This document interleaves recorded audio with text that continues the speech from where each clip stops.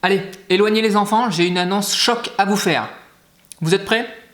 Le petit déjeuner ne sert à rien. Plus sérieusement, est-ce que vous pensez qu'il est possible de se passer de petit déjeuner? Mieux encore, est-ce que vous pensez pouvoir vous passer du petit déjeuner? Eh bien, c'est de ça qu'on va parler dans la vidéo d'aujourd'hui. On va parler du jeûne intermittent. Bonjour à tous, je suis Damien Romec, coach et formateur en hygiène alimentaire. Sur le blog paleo-lifestyle.fr, je vous donne des idées, des conseils et des astuces pour améliorer votre santé grâce à l'alimentation paléo.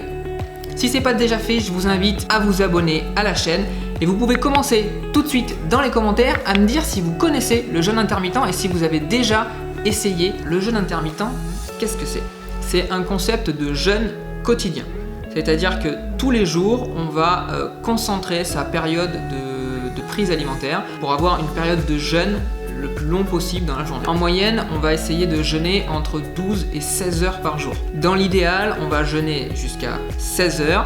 C'est le jeûne intermittent le plus classique, le plus courant, celui qui est le plus pratiqué. C'est 16 heures de jeûne, 8 heures de fourchette horaire dans laquelle on peut se tolérer à manger. Il existe donc des méthodes de jeûne intermittent un petit peu plus souples. On va faire du 12 heures, 12 heures, 12 heures de jeûne, 12 heures d'alimentation. Et on a une variante qui est beaucoup plus extrémiste, beaucoup plus hardcore. C'est une variante où on va jeûner pendant 23 heures sur 24 et on va s'autoriser à manger uniquement pendant une plage de 1 heure. Le plus simplement du monde, le jeûne intermittent, c'est ça.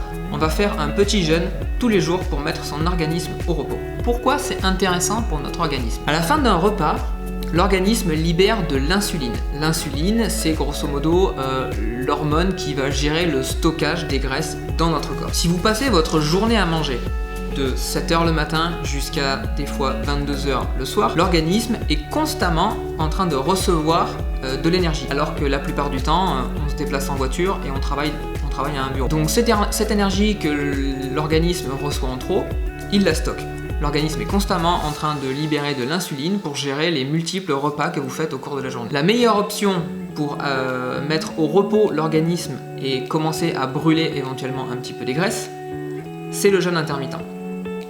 En réduisant la fourchette horaire sur la journée dans laquelle vous allez vous alimenter, vous allez augmenter la plage horaire pendant laquelle l'organisme va pouvoir dépenser l'énergie qu'il a en stock. Votre repas, il reste en moyenne entre 3 et 6 heures dans l'estomac et derrière, il passe entre 6 et 7 heures dans l'intestin. Ce qui veut dire que si vous finissez votre repas à votre dernière collation le soir devant Netflix à 22 heures, le lendemain matin à 7 heures, vous n'avez toujours pas fini la digestion de la veille. Avec un tel style de vie, ça fait peut-être 20, 30, 40 ou 50 ans que votre système digestif est en action sans repos. Alors comment ça marche exactement le jeûne intermittent?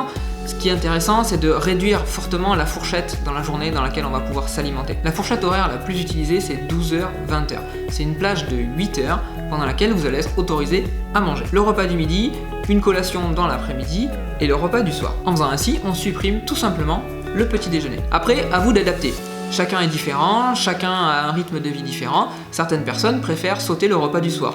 Le matin, ils se lèvent, ils prennent un bon gros petit déjeuner, une collation dans la matinée, ils mangent le midi et ils sautent le repas du soir. Le plus important, c'est de garder une fourchette de 8 heures dans la journée dans laquelle on s'autorise à manger. Si vous êtes de ceux qui pensaient qu'on ne peut pas commencer sa journée sans petit déjeuner, je vous invite tout simplement à essayer. Le corps est plein de réserves, le corps est plein d'énergie et on n'est pas censé être fatigué le matin au réveil. Si vous êtes fatigué le matin au réveil, si vous avez faim, c'est peut-être juste un problème d'habitude. C'est peut-être une mauvaise habitude que vous avez pris depuis 20, 30, 40 ou 50 ans de prendre un bon petit déjeuner le matin. Alors les premiers bénéfices du jeûne intermittent sont vachement intéressants. Le jeûne intermittent, il n'a pas été créé du tout, il n'a pas été conçu du tout pour un objectif de perte de poids.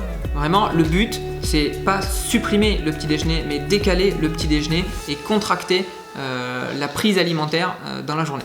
L'objectif, il n'est pas du tout de réduire les calories sur la journée. Toutes les calories que vous n'allez pas prendre au matin au petit déjeuner, il va falloir les répartir normalement sur un goûter un petit peu plus important à 4 heures. Mais du coup, c'est devenu à la mode de tout simplement supprimer le petit déjeuner et de ne pas rapporter ces calories sur la journée. Du coup, le bénéfice en faisant ça, c'est une perte de poids. Et ouais, du coup, ça crée un déficit calorifique. Et qui dit déficit calorifique, le corps tape dans ses réserves.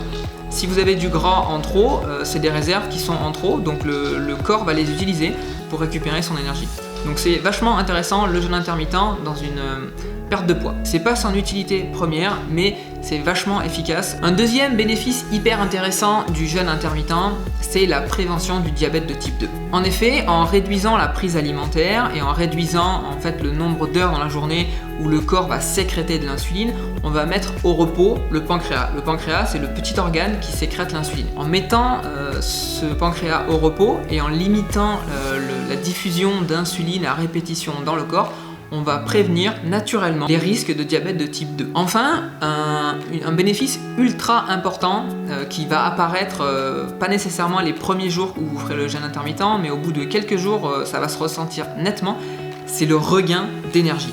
Ben oui, parce qu'au final, la digestion, ça prend de l'énergie. La digestion, ça fatigue. Il n'y a qu'à voir après un repas, le repas du dimanche à 14h, dans quel état vous vous sentez. Est-ce que vous êtes plein d'énergie ou est-ce que vous êtes plutôt en train de commencer à somnoler sur votre chaise? Il y a une étude du docteur Salman sur la somnolence au volant. Si je la retrouve, j'essaierai de vous la mettre dans la description. C'est une étude qui montre à quel point on est en perte de vigilance après avoir mangé, tout simplement. Donc si vous commencez votre journée par un petit déjeuner, c'est logique que dans la matinée, vous soyez fatigué.